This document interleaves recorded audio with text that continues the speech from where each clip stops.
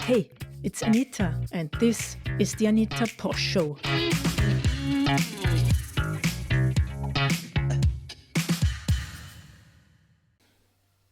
Hello, everybody, and welcome to the Anita Posh Show, where it is my pleasure to keep you up to date with topics around Bitcoin on a global stage and also the local impact it has on communities and regular people.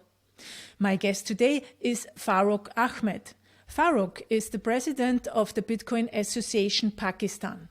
Pakistan is one of the largest countries in the world with over 200 million inhabitants.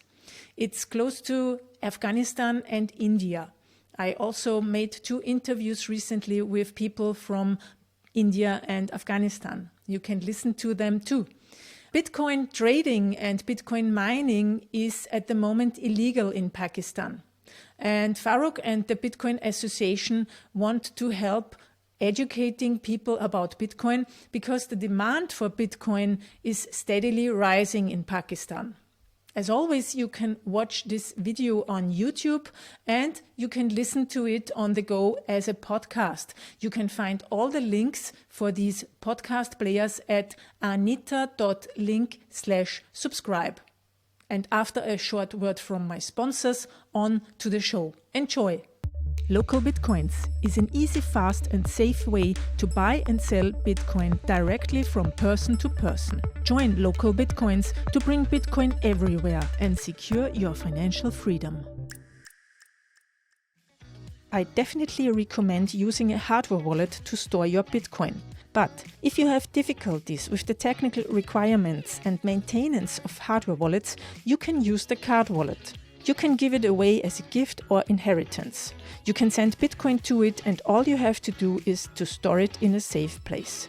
If you order your card wallet at cardwallet.com/Anita, you will get 20% off. Do you want to stay up to date with the things that happen in Bitcoin from my point of view? Then subscribe to Anita's Weekly, my newsletter with articles, videos, quotes, short tips on how to use Bitcoin and all that for free. Subscribe to Anita's Weekly at anita.link/weekly. Hello, Farooq. Welcome to the Anita Posh Show. Nice to have you here. How are you? I'm great, thanks. Thanks for having me. Fine. We're going to talk about Bitcoin in Pakistan today, which is great because I did shows about Afghanistan and India. And now you're here. That's perfect, basically. Can you please introduce yourself for a start to our listeners? What are you doing and why are you talking about Bitcoin with me? Okay, I got involved in the Bitcoin industry, I think 4 or 5 years ago when I first heard about the Bitcoin, and then immediately I got involved into that. And currently I'm running a community Bitcoin Association of Pakistan, and we help build the community here. We teach people about the industry and the knowledge about Bitcoin, how it's important, and how people can onboard with the new technology and how it's changing the world. So, yeah. Mm-hmm, mm-hmm. And what is your profession? I mean, and how did you get to know Bitcoin? As a computer scientist, I graduated in 2014, and I found out about the Bitcoin in 2015 when I read the white paper, and because I'm a tech guy, so I was able to understand that and how important is that and how big of a impact that it can make. So it was amazing, when I first heard about it and read the white paper, and because when I was doing my graduation, I was involved in some projects related to finance and how to bring the payment processes in Pakistan, because it was at that time it was really hard for people who were working freelancing or online with the outside world in Pakistan. It was really hard for them to accept international payments. So I was involved in that kind of projects. So when I heard about it, Bitcoin, and so it was like wow. It's great, it's people can accept international payments, and it's privacy, and it's anonymous, it's cryptographic, and it's like no one can stop it. So that kind of things, it just blows my mind. So Can you tell us a little bit about your country, about Pakistan? Because I also don't know very much about it, actually not very much. So maybe you can tell us a little bit about the current history and what the problems in your country are.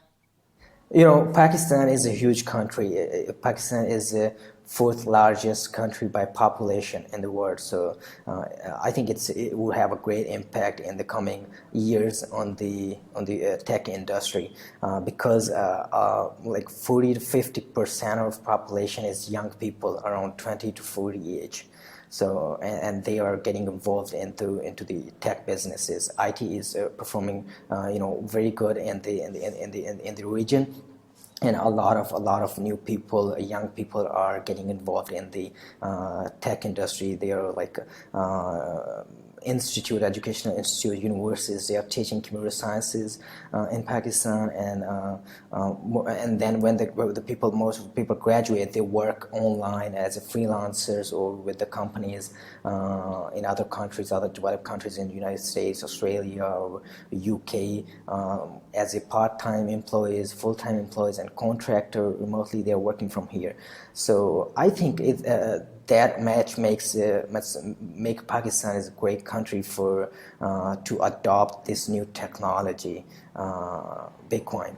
So that is why it's very important for us to shift the technology and finances to this new technology. Mm-hmm. And are there problems now with like sending remittances or paying freelancers in Pakistan from abroad? I mean, how does the banking system work? Is it even allowed to do that?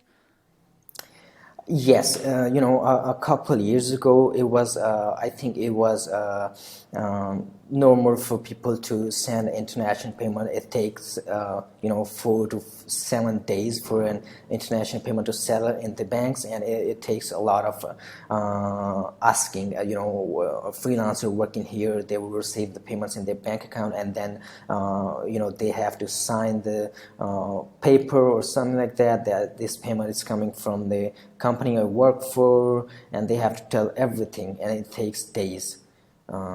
This is not good. And a few years back, people had a lot of problems with the other online international payments. For example, PayPal, it doesn't work here. People can't use PayPal in Pakistan. They can't have account. And there are other payment processes like Pioneer. People use that here in Pakistan, but it's expensive, and it takes I think a huge fees to withdraw money into the bank, and accepting payment from their employers also is expensive for them as well. So I think it's if we move to this Bitcoin technology, they can accept instant payments without fee, and there will be currently there's a little bit of problems with the people to convert Bitcoin into cash, because we don't have any current exchanges here. That is why it's a bit you can say a little bit hard, but I think it's gonna be better in a few years. Mm-hmm. So it's complicated at the moment to exchange Bitcoin into US dollars or your local currency, I guess. So what I hear, the use cases for Bitcoin in Pakistan are, on the one hand side, income as a freelancer. I guess a lot of remittances too. Exactly, we have a lot of Pakistanis working abroad. They are working in different countries, and they send regular payments, remittances to their families in Pakistan. So it's I don't know the current figures, but it's a huge industry for remittances to come in Pakistan. So and other part is. A lot of people working remotely with the other countries from Pakistan. Pakistan is the in the top IT exporter countries in the world. I think it's I don't know the current rank, but India is the biggest, largest IT exporter, and then Pakistan is a little bit lower than that, but it's growing fastly. So these two parts makes the region the most interesting region for the international payments to come in into the region. Very interesting. And what's the situation? How good is your internet infrastructure in the country? And how costly is it to use the internet? It's relatively very cheap. I was in Dubai, and the internet is not that cheap there. It's other countries. If we compare that, it's very cheap here. But one thing is a lot of innovative companies are working here to provide better network services and to lower the price. To lower the prices of the internet services, and also to increase the the bandwidth of the internet. But currently we can have like someone can have 20 megabytes of connection in their home easily, but it's not like other countries. They can have like 50 to 100 megabytes very easily. So but I think it's improving with the incoming years. And so let's talk a little bit more about Bitcoin in Pakistan. What is the situation at the moment? Are many people using it or not yet? And how is the regulatory situation around it? After the 2017 bull run, a lot of ICOs and other crypto scam projects came in Pakistan, and a lot of people started promoting their coins, and the scam rate was too high, so government put the ban on the trading and using Bitcoin and other cryptocurrencies. And that is why currently it's illegal to trade or to operate a business related to Bitcoin trading or anything related to cryptocurrencies. It's currently illegal. But other than that, there are one province in Pakistan is KPK is working progress in regulating Bitcoin.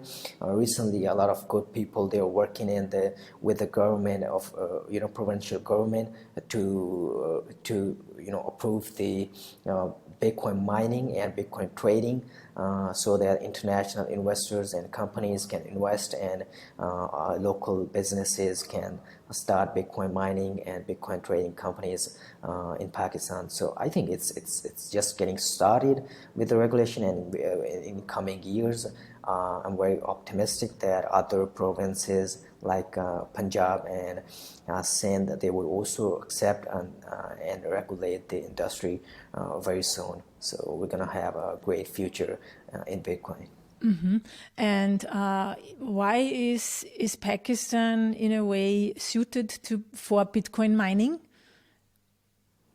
Yeah, it's the northern area of Pakistan. It's the weather is really good there, and temperature is low, and electricity is very relatively cheap in Pakistan. And also, if in the northern part of Pakistan, if people can have hydro turbines, they can set up very easily, and that would also make the electricity more cheaper. So I think those factors make it the region very, very effective for Bitcoin mining. Okay, so there's a lot of hydropower. You have a lot of dams and stuff like that.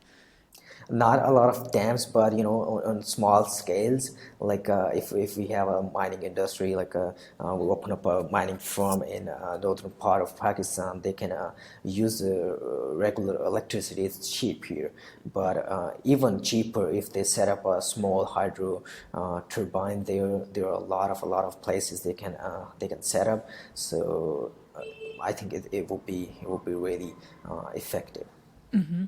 Great. And how is that? I mean, how is that going forward for you also and the Bitcoin Pakistan Association? I mean, do you have to be like, do you have to take special measures? Is it dangerous in any way for you to work in the Bitcoin space?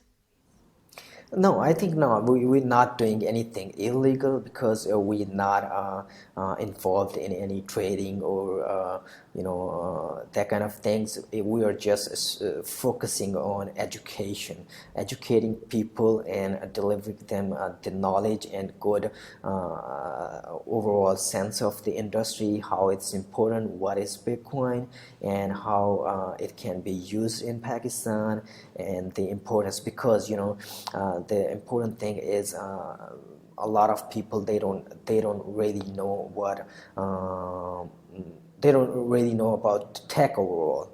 So and also the because of the regulatory system is not that effective, and that is why a lot of scamming projects the companies they come here and they want to scam the people like in 2017 I remember the name OneCoin was they were like selling people this coin for buy this coin for and invest in that. It's a great opportunity. You can double your investment in a short period of time. Things like that, but that didn't work. It was a scam.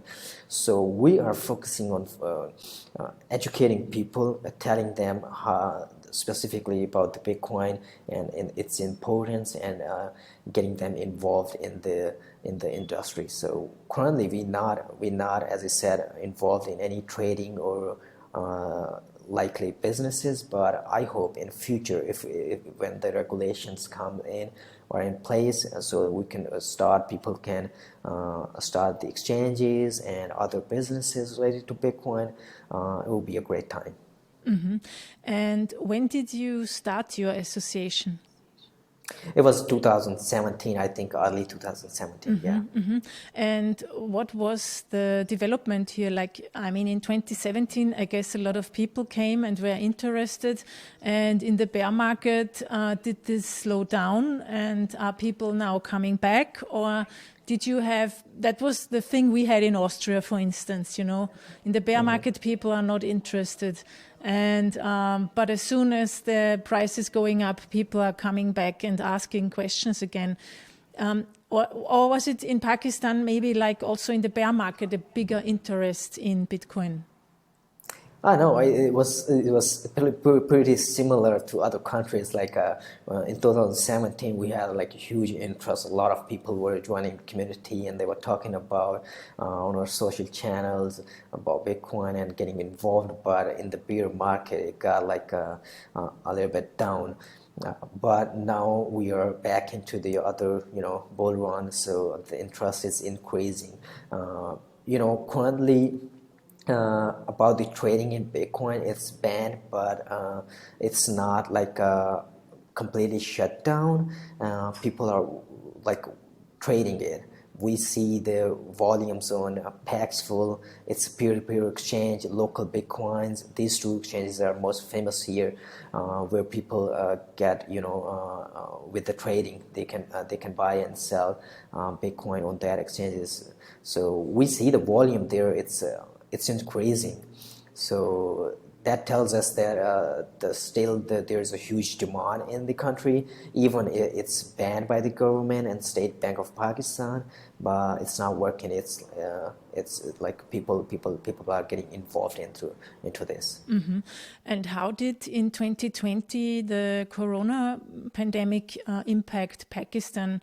Did you also see there an increase in Bitcoin usage maybe? About the COVID crisis, it was like we had the lockdowns in early 2020, and then after we had that some kind of smart lockdowns, like you have to wear mask and everything, but now the condition is pretty normal. It's everything's back to normal, businesses are back to normal, everything's open. We are, we can go anywhere without masks, and so COVID is not that threat like in 2020. So about the Bitcoin usage, it's increasing now. It's surging. The demand is surging, and regulatory progress is going on. So we have, I think, and before the 2024, we will have a complete legal status for Bitcoin and cryptocurrencies. We can have crypto exchanges and other international companies, they can invest in here. Everything will be in place, I think, by 2024. 2024. Mm-hmm. Yeah. Okay. Yeah. But let's see what happens. Yeah, maybe it's faster. We'll yeah. see. Yeah. Do you see more people like trading and trying to get a profit from that, or do you also see many people saving Bitcoin in the long run? We don't have any idea about that currently, because the people, the freelancers working with international companies, they get paid in Bitcoin. Most people choose to get paid in Bitcoin, and then they convert it into cash using those peer-to-peer exchanges. And we don't currently know how it's like more people are holding or trading, but the volumes, trading volumes on these peer-to-peer exchanges is increasing. It's increasing. Mm-hmm. Interesting. Yes, it's everywhere the same. Yeah, it's everywhere. Yeah, and let's get back to the Bitcoin mining. Is this a project that's planned, or is it already running? It's making progress. It's not like it wasn't planned everything.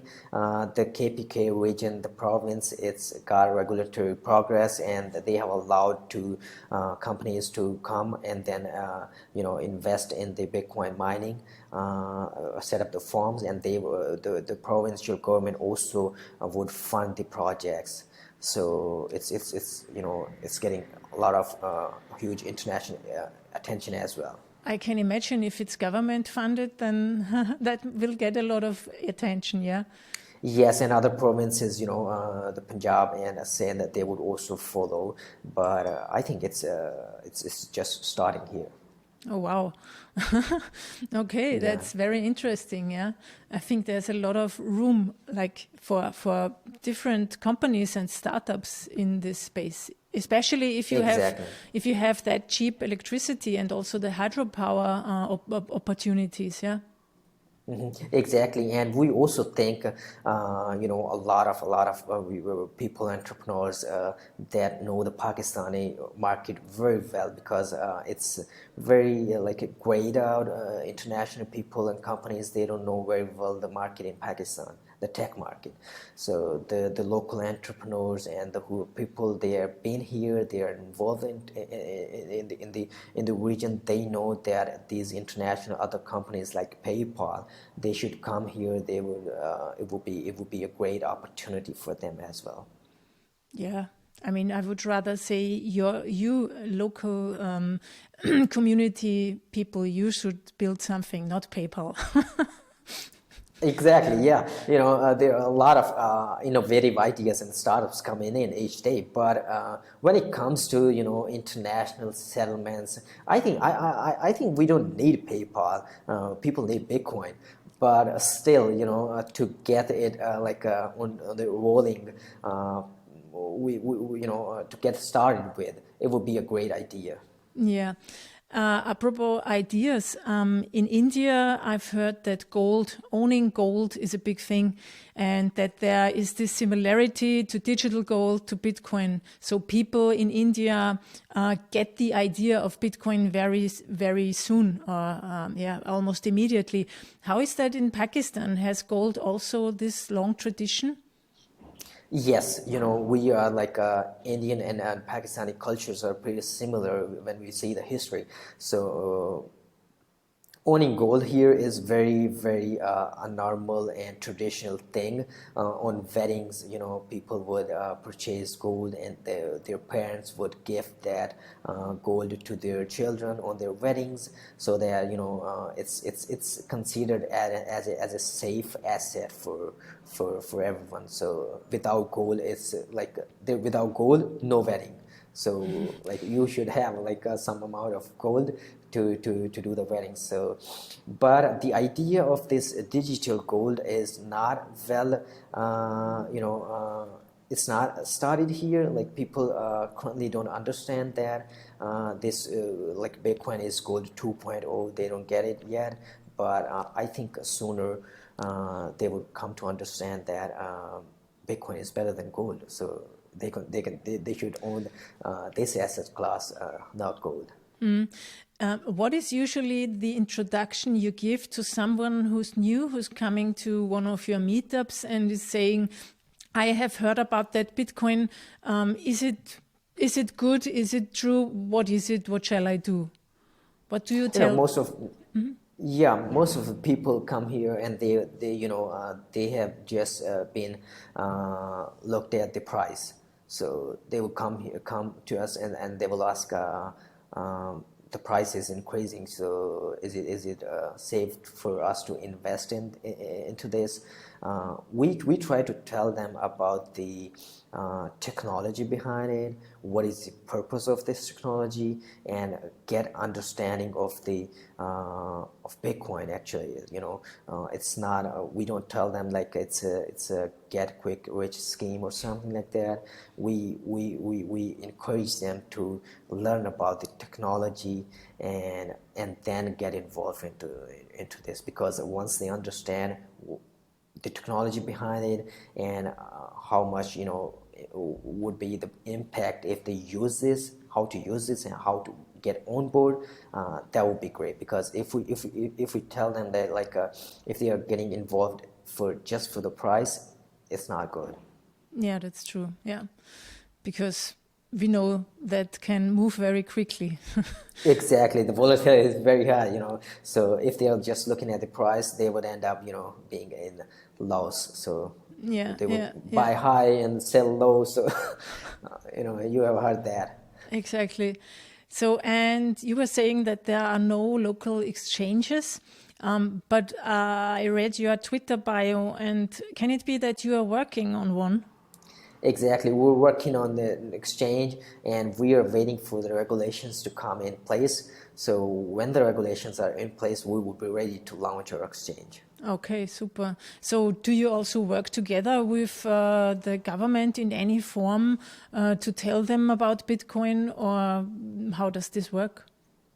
Currently, we're not directly working with the government, but people that we know, our friends, they are working with the government very closely, and they are encouraging the people in the government to regulate the industry as soon as possible, because without that, it's not good. You should regulate it as soon as possible, and because the demand is increasing, people are using it anyway.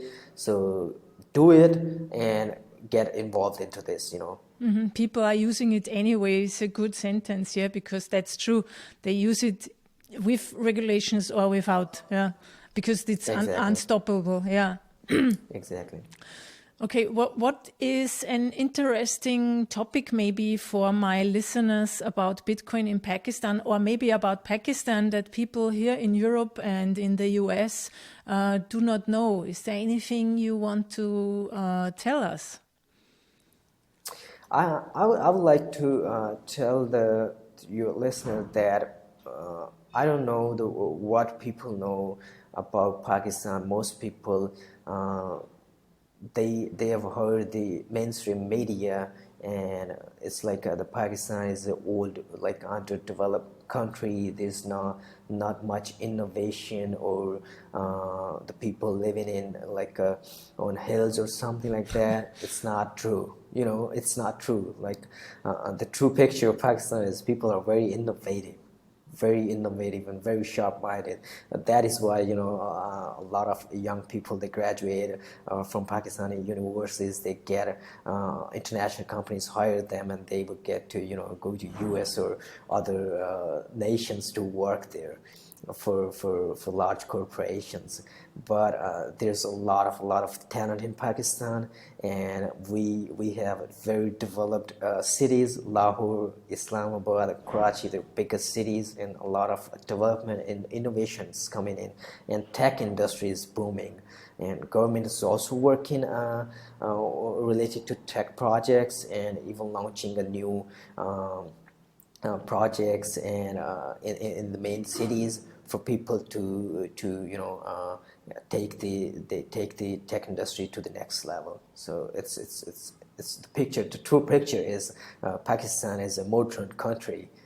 People are very well educated and working with the developed countries.